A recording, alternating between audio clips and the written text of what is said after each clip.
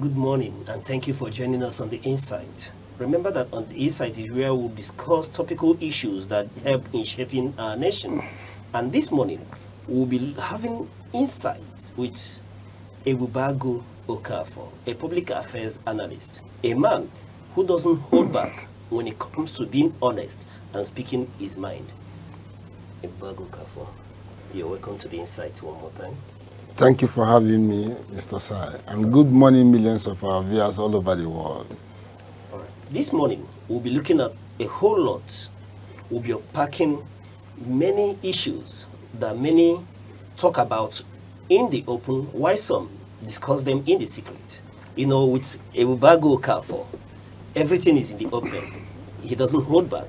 And we'll start by looking at the digital reformation of land ownership in Enugu, the digital land transformation in Enugu State. From there, we'll begin to look at national issues, talk about the new ambassadorial list, talk about the resignation of the defense minister, and the call from northern governors on state police, and a whole lot of issues that time permits. Let's start with the issue of digital land transformation in Enugu. The last time you were here, you mentioned it about, you talked about it passionately. We never knew that the state government, perhaps they were listening to you, and they had to expedite action on this whole process. And I want to ask, what is it all about? Well, when we are talking about digitization of land process in Enugu, it is a means of government or deliberate action of the government to streamline ownership, verifiable data of lands, and the true ownership. Like today, if you have a network, be it MTN, be it Globalcom, so far you have Truecaller. If you call anybody who don't have your contact address, the Truecaller will bring down your name. Just like Google Map, streets of Enugu, if you can point from your phone, ask Google about the address of a company when Google can equally show you. It will be in the public domain. So, but before now, land matters has been a very serious concern to the people and the government of Enugu State. You have multiple sales of a particular plot of land. Somebody will sell a particular plot of land to two, three people. It will become an issue of litigation in court. If you go to our court, most of the litigations that are piling up there are land disputes, land fraud, and so on and so forth. A lot of things will be coming. People will be coming with a document that does not belong to them. If you go to the ministry, a lot of things can happen with that. So the government of today, under the leadership of His Excellency Barrister Peter Ndubisi, decided to put a stop to that by way of digitizing our land system, our land ownership.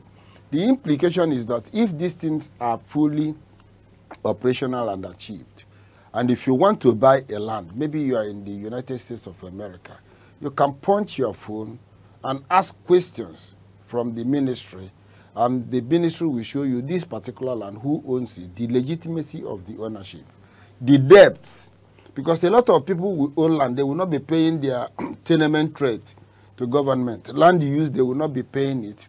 So it will be accumulated. So the process of digitization, if lands are purely digitized, it will make it easy for investors to, with confidence, come to Enugu, invest in real estate, and make houses available and cheaper for the people.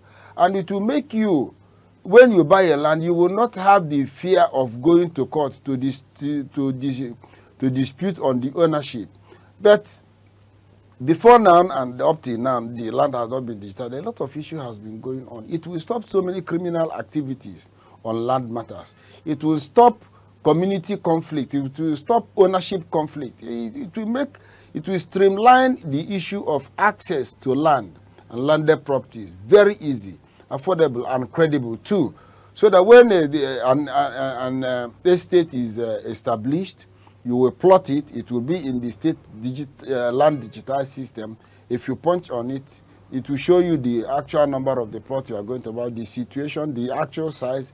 Encroachment will be eliminated. You see people buy land today, while building, they encroach on other people's property. But this land digitization will eliminate that. It will also make revenues accruing to the government to enter into the purse of government, because you will pay through the government payment system.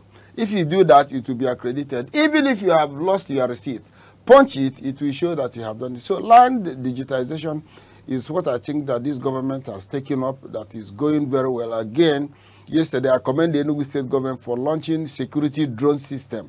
That drone system has a lot of potential that people did not know, but I won't speak much on that because I'm not empowered to do that. But land digitization, I think the government is doing it now, is very apt.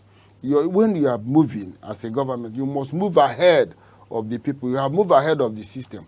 The world is changing with rapid speed, and the Enugu State government want to change our world at the same time so that people can grow up and see that things. One of the major things that is lacking in Nigeria is accurate data. So, but this land digitization will ensure accurate data of lands in Enugu State, so that anybody who intends to invest can invest with confidence, who want to buy land can buy land with confidence, and the government will have its revenue. The owners of the land will not spend their money in litigation and going to court and so on and so forth. So I commend the government of Enugu State for initiating this program, and I still support that the government will continue to engage the people of Enugu State through town hall meetings and conferences as they proposed before. I don't know why that conference was botched, but it is very important that the government will still go ahead with it, so that people of Enugu will be well informed and appreciate the effort of government and flow with the government. Yes, yes.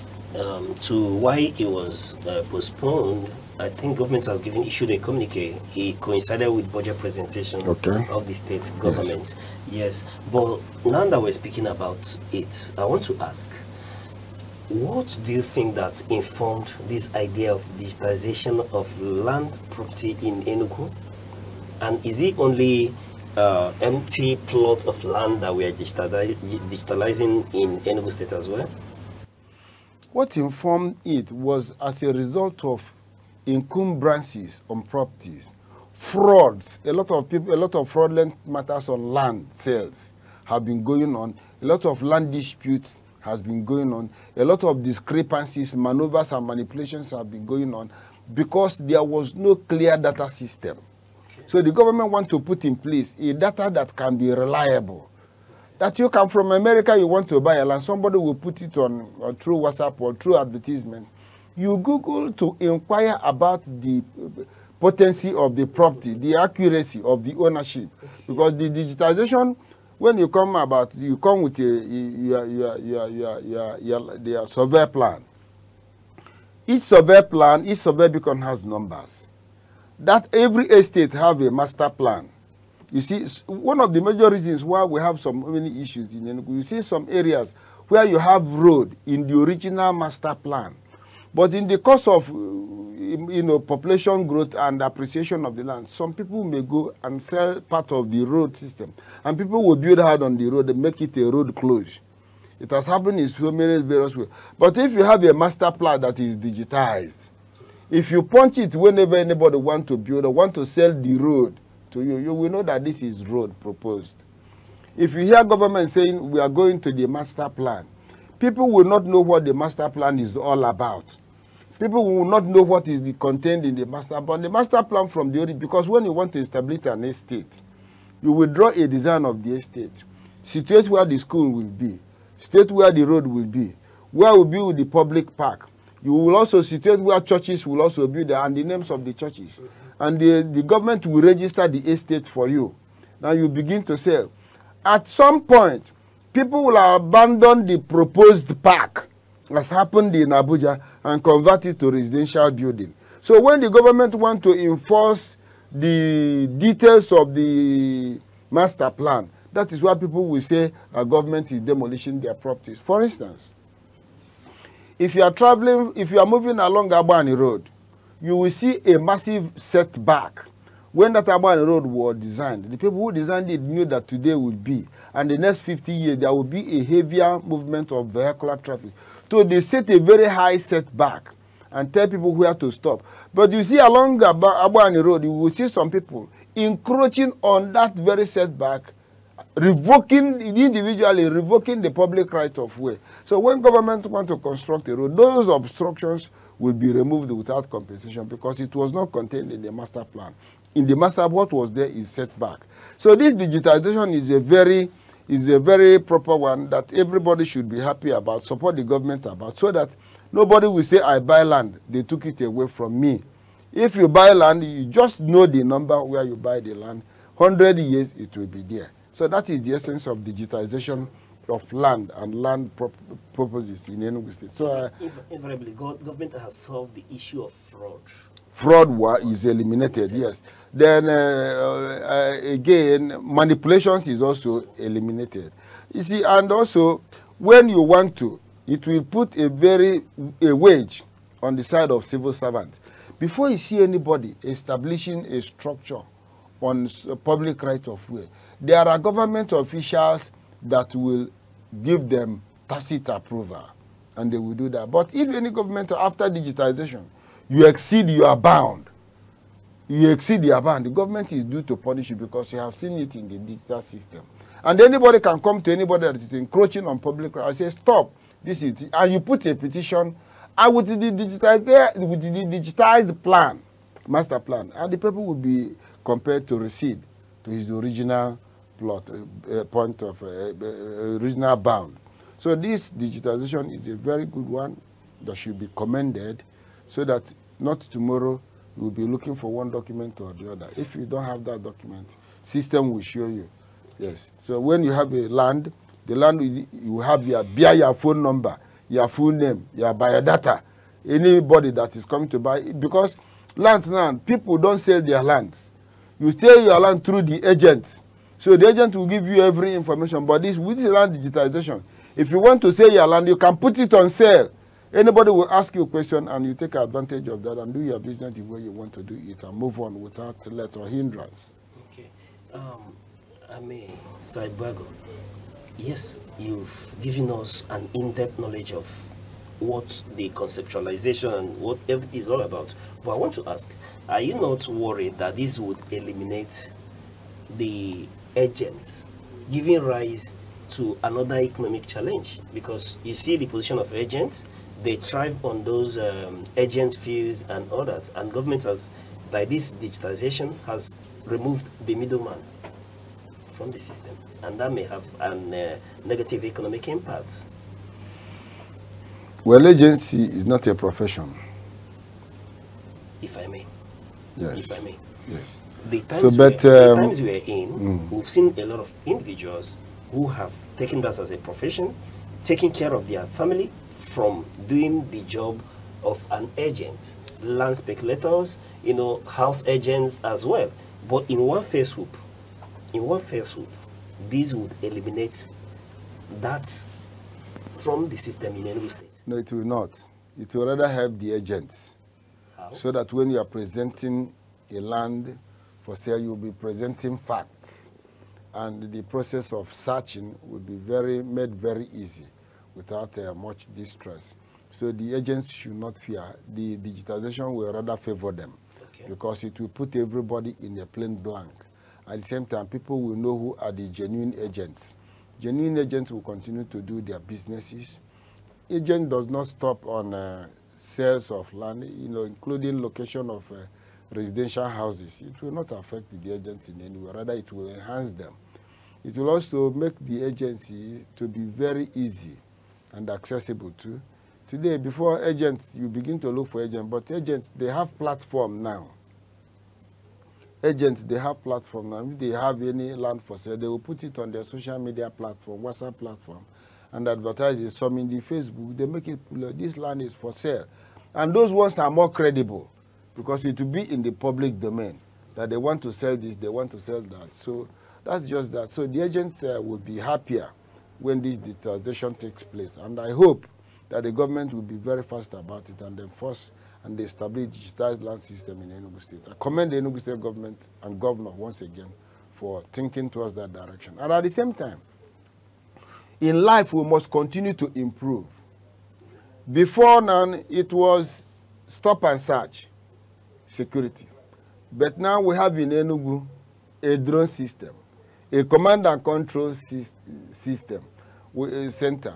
We have now distress response team. You see policemen, if you are going around Enugu, you see the governor of Enugu made a very wide provision of vehicles. If you are traveling from here like to Pinsoka, you will see at various sites, at a distance, you will see policemen establish their vehicle at one place, scatter themselves here and there, where the vehicle will be. They are waiting for any distress information concerning a vehicle. You see them come in full force, strategically position themselves and to track down the vehicle. And if there is any crime there, it will move. So we must not continue in the old pattern. There must be an improvement. This is the digitized world. There was a time we would use telephone of Nitel. One of the United staff that time was saying that nobody in the world can make every Nigeria to have phone. That was his poor memory then. But today, if you want to have 3, 4, 5, 6 numbers, all of them will be going at the same time. That is your business. So that is what the Enugu State government is trying to do. Right. If telephone can be at anybody's hand, if you can from here and have a video conversation with your mother who has gone to Omogo in the United Kingdom, you can also, and she will see her birds and her goats maybe still in the house intact. Because yes. when my mother was alive, she values her goats. Yeah, mothers. Yes. But before I let you rest on this issue of digitization, are you not worried? We want to talk about the ancestral lands in the village. How do we incorporate that into this digitization process as well? Yes, let me give you an instance. In my town, Umabi, we have public squares so much in my town. And just a few days ago, my traditional ruler, who is Igwe Professor C.C. Ago, incidentally, is listening to me now and is viewing us now. There was an attempt by some of our boys to go and build dining in the public square. Igwe and his cabinet had an emergency meeting and stopped them. So if that public square is digitized in its drawing, everybody will come and know and see this is where it should be, this is where it should be. Without asking questions, you go to your phone and say, this is right to be done in this public square and this is not right. So our central land, our aboriginal, people will close their mind and go and sell public properties. People will, in the world we are in and the desperation of people, they sell land as if to say there is no conscience. Even another people's land, they will sell it as if nothing will happen. In Igbo land, we respect land so much. If there are anything that deity, RC, deals with, it is the issue of land. If you are having land dispute in my place, if you want to give testimony, there is a place they will tell you. Nobody will administer oath to you. Just remove your shoe. Go there and say what you want to say. Nobody does go there.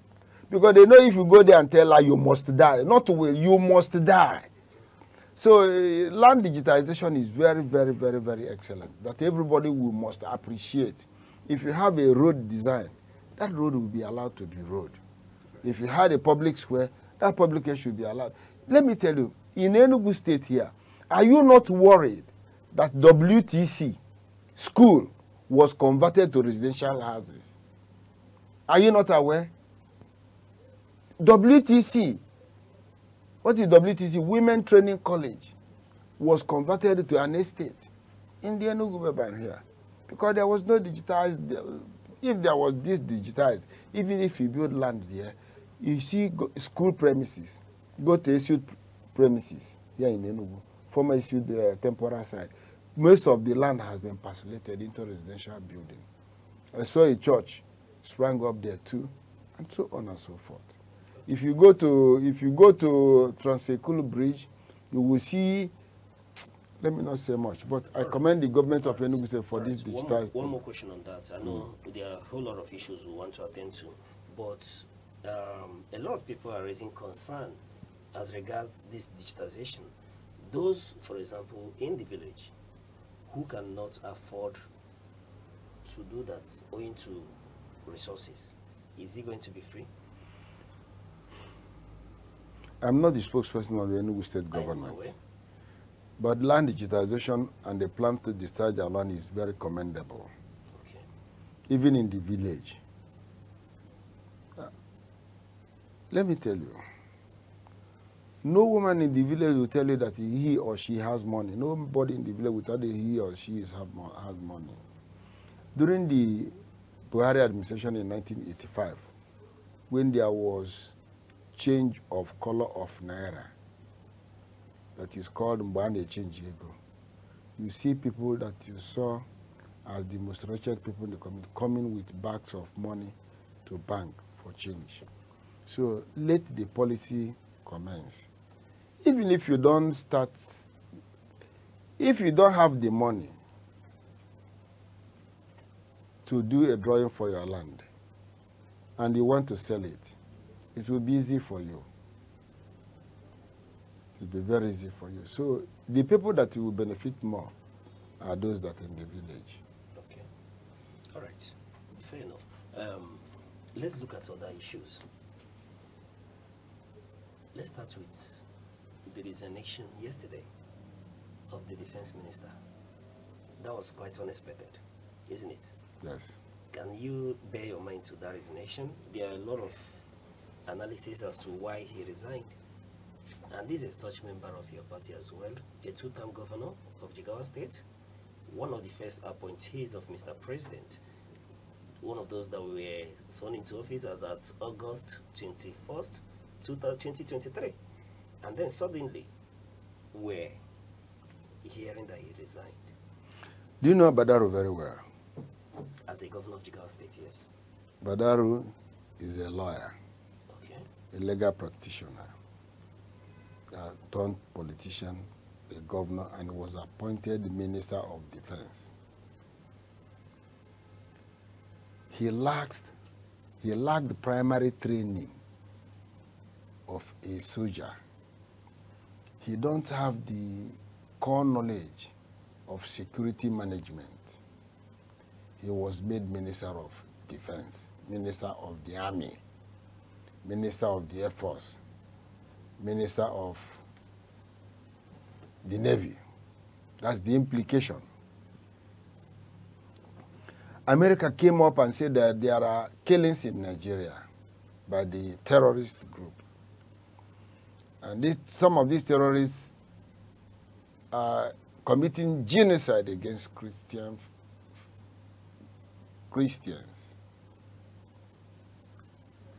And it generated a lot of controversies, a lot of words, a lot of comments. In the height of it, the Minister of Defense told the whole world that where the terrorists are hiding, some of the areas the terrorists are hiding, were in thick forest, and the bomb will not reach there.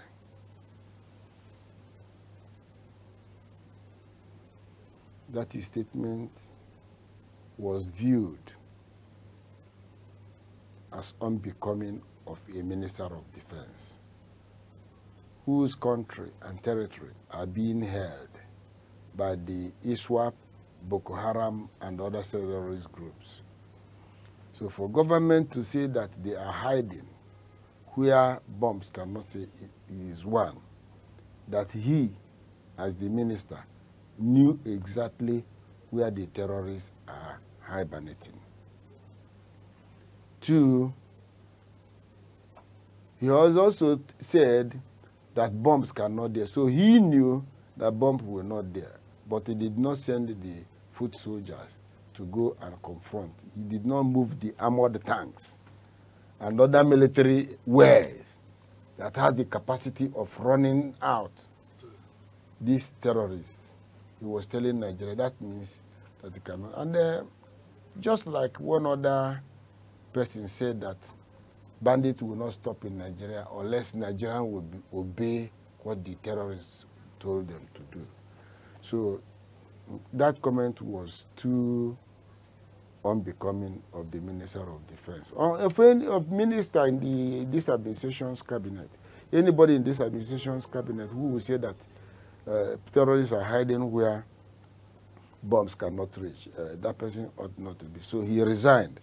I give kudos to him. And it is also cannot be ruled out that people are suspecting that some of our leaders may have sympathy for the terrorists, that some of the leaders may not be all out interested in the elimination of the terrorists. That is just what the perception and view of people were, and that's why it was not a good one for him to say that the bomb cannot reach the forest where terrorists. I have never had in this world a forest where bomb cannot get to.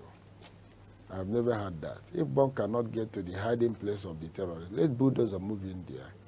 Let military tanks move in there. And let the foot soldiers move in there and wipe up these terrorists. It has been a very challenging security problem in Nigeria since 2013 up to today. Okay. Sir, I know you're very passionate about your party, but permit me, I may be correct then to say that this appointment was a very bad judgment call from your government, speaking to the president on appointing Badaru as a defense minister in the first place. Well, the president had a very good intention because the problem of insecurity is spanning from the north. During Jonathan administration, when Boko Haram started, the military was all out to deal with the Boko Haram. Some northern leaders were bold to say that a fight against Boko Haram was a fight against the north. So President Bola Ahmed Tinubu, in his wisdom, wanted the northerner to be the Minister of Defense and manage the issue of eliminating terrorists from Nigerian soil and forest. That was the intention of the government. But that failed. But that did not fail. That did not come true. That did not come true. Even if there has been a lot of progress, because there was a lot of progress, and until recently, when the election is now coming closer, like the time of Jonathan, you begin to see an attempt to destabilize the administration of President Bola Ahmed Tinubu. But I tell you that the National Security Advisor, Nuhu Ribadu, will have what it takes to handle the security situation in the north. That's the case. So I commend Badaru for resigning, and I ask Mr. President to be apt in looking for a replacement, possibly from Jigawa or from the northwest, that will do justice to the insecurity that is ravaging the northwest. All right. Before I leave this issue, you know, it's become a tradition of this government, and I usually call it your government. Yes? Yes. It's become a tradition for them not to come out publicly to tell Nigerians why a minister or an appointee or a representative of the government is resigning, but it's usually perceived that your government lies to Nigerians by telling us that they are resigning on health grounds. For instance, your former party chairman, Umar Ganduje, we were told that he's resigning from that position on health grounds. Within a fortnight, he was appointed into head some government agencies. This time around, we just saw Badaru a few days ago, hell and hearty, and we are being told again that he's resigning on health ground. Why is it that it's difficult for your party to come clean to Nigerians? Well, that you see somebody yesterday or hours ago cannot and will not stop slump and die that is prevalent in Nigeria today. So that you see somebody very big standing tall does not mean that the person is healthy. So when somebody tells you that he's resigning on health ground, Your duty is to give the person a benefit of doubt. Health is wealth. If anybody dies in the course of serving this country, the country will continue to go on while you die. And there is no second half for death, that when you make a mistake and die in the process. You remember Dr. Safana? Do you remember Dr. Safana? Safana was a member of the House of Representatives. During the debate on patriarchy, he was a medical doctor. He went to the house, and there was a shouting bout. He was hell and hearty, shouting and dragging his opinion. He slumped there. Medicals come to his rescue, but he died, and his death was irreversible. So when Gandhiji told you that politics is not a game you play, it's not a business you can do with frail health.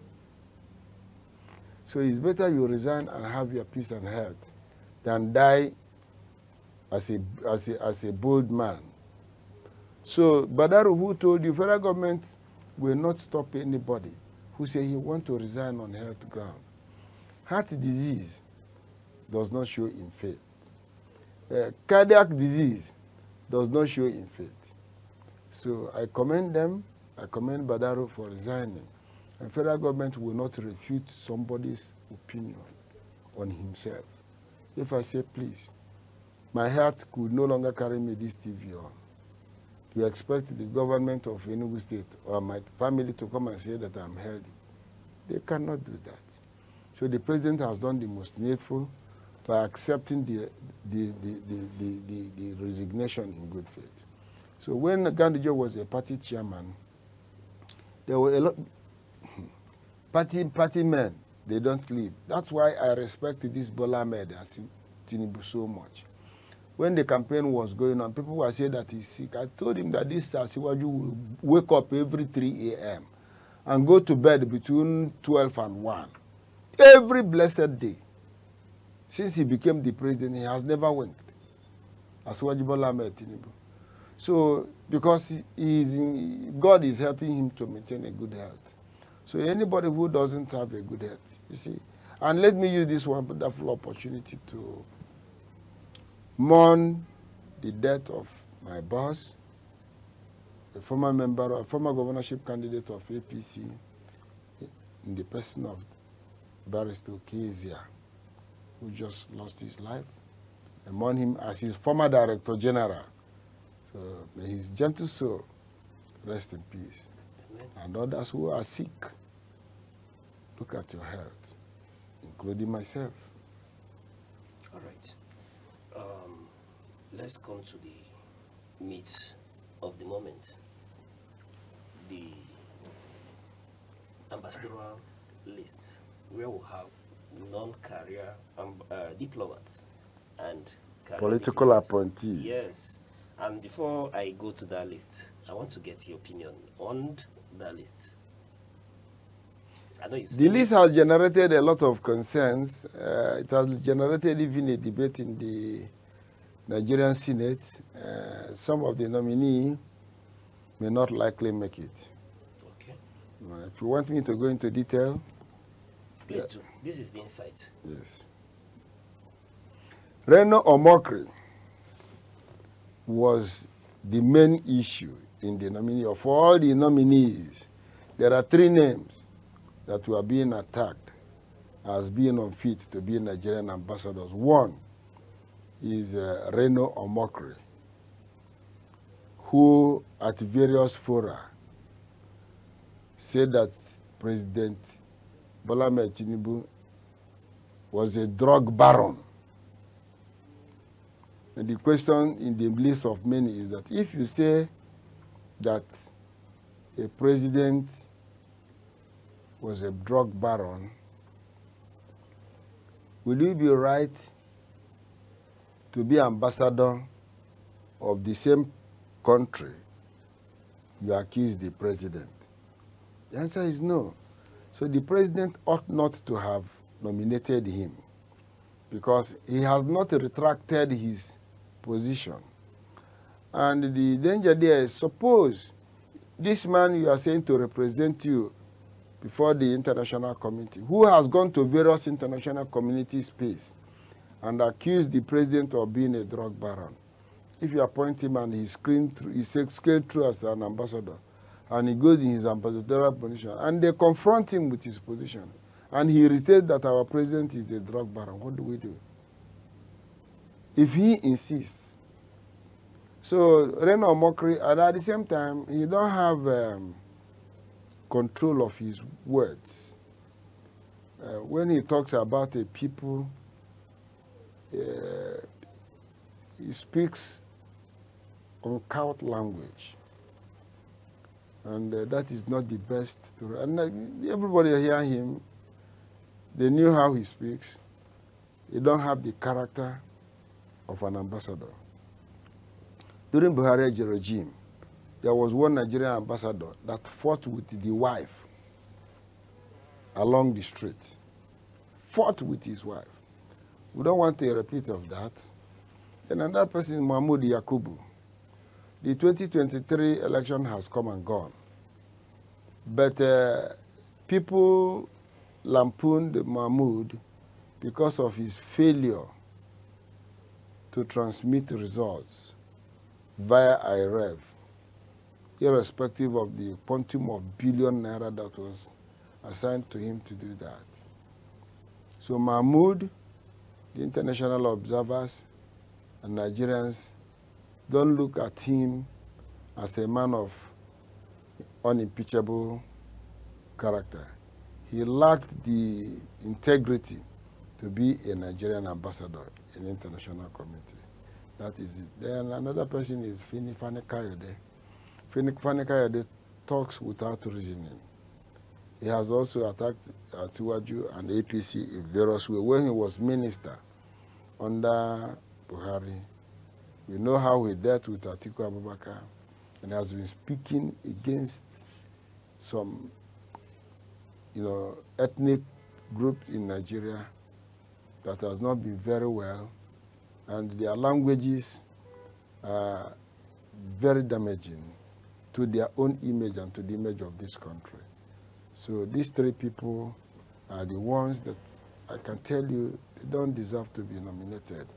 And I think the Senate should screen them down so that others will begin to remind their languages. On others that had so many questions, including Nea Akalo. Nea Akalo was reported to be the daughter of Ojo Zokalo. When we are doing politics, we must try to balance it so that people will have faith in our democracy. So I commend the president for nominating these people, but in some states, there are areas where there are mistakes. This young girl that is now being nominated as a minister, I don't think that she has the capacity to be a Nigerian ambassador. Then another area where they talked about was Okezie Ikpeazu. Okezie Ikpeazu has a lot of integrity question in Imo State. There are a lot of accusations that were going against him, a lot of matters. I wouldn't know if EFCC is investigating him, but his emergence on the list was a rude shock to Ndiabia, though there are also Neya there. That is it. Then, let's look at... don't worry, I'm coming. I have the list. Okay. I have the list of... and you look at Ifeanyi Ugwuanyi. Ifeanyi Ugwuanyi was in the National Assembly since 2003 till he became the governor in 2015. And he served as governor for 8 years. And is now going on ambassadorial nomination, which everybody would have thought that the President Tinubu would have injected fresh blood into the government system. But here and there, it has been like that.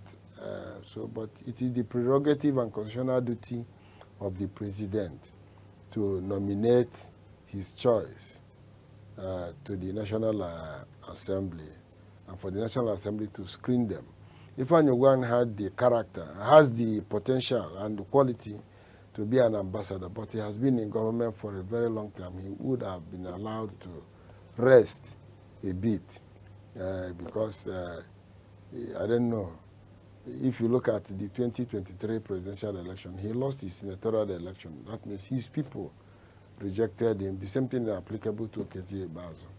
So that government will not be rewarding evil. It's just like when Daniel Boala, who was in Atiku's campaign spokesperson, when he was appointed spokesperson of so the people asked a lot of questions. But you know, this is politics. Government, any president or governor can bring in people he feels he will work with. Even if he's not the best, and they're still determined to go with that, it is up to them to do so. But Reno mockery, and I don't think that Nigerian Senate, in their sound mind, will scare him through. But, sir, do you think this list is actually coming from Asiwaju?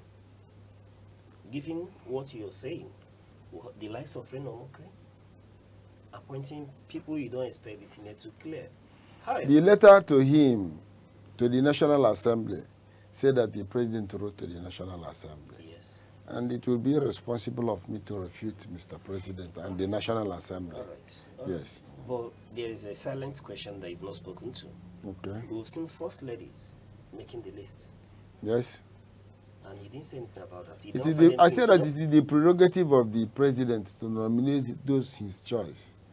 And at the same time, I said that one would have thought that president would have, you know, coming from here and there, what in Igbo adage that we say, Enyendeba, Enyendeba. If somebody is a first lady, I think the person would have continued to do the business of the state or the local government, and also allow fresh blood also to come in, so that recycling will be minimized. I said that earlier on, and I'm repeating it. Any other person that is nominating should look at enhancing our democracy, bringing in on board fresh blood, those who have committed themselves to the party, because we'll not continue this way. All right. At the risk of losing your friendship, but I would still ask, sir, it seems your party, the APC, is lowering the bar on Nigerians, going by this list. APC did not submit list to the National Assembly. Is an APC party. Yes, it's an APC party. Is your president. He's doing politics. The president is the president of Nigeria, and not president of APC. He's the president of all Nigeria. That was why he brought people from PDP, from various political formations. So far, they have the integrity. So when he won elections, he has discharged himself of political partisan coloration. He is now the president and commander-in-chief of the Federal Republic of Nigeria. So he's not the president of APC. All right. Granted, sir. But I'm still running that risk because I do not want to lose your friendship. But I will have to ask, because our viewers are watching and they want to hear. Don't you think that your party, your president, is scared of 2027 election as to why we have the PDP members that are working with your government and this list, which is said to be political compensation and preparation for 2027? He is not, the president and the party is not afraid. But the president and the party is preparing for 2027 election. Anything that the government is doing now is to prepare very well.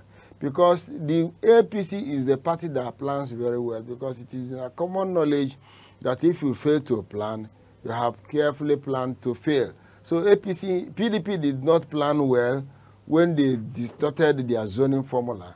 And APC is already taking advantage of that. And we are planning to win again.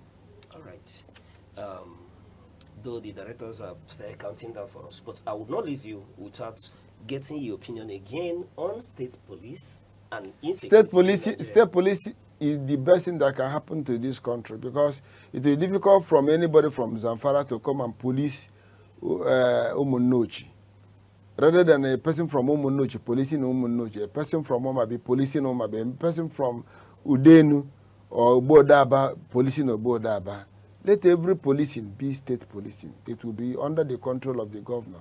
The governor doesn't give orders to the commissioner of police. If the governor gives orders to the commissioner of police, they're coming from Abuja. Look at what happened to the school children in Kebbi State, where the military that were there were withdrawn. before they kidnap. So the state policing is the best thing. And I encourage the Nigerian Senate, the entire National Assembly, to vote in favor of the establishment of state policing system. All right. And finally, what do you say about the governance of Dr. Peter Mba? Peter Mba is the best thing that has happened to Enugu State. This morning I said that the achievement of Peter Mba in these past 2 years has surpassed the achievement of a former governor that has been in Enugu State. Enugu State is a state to be proud of.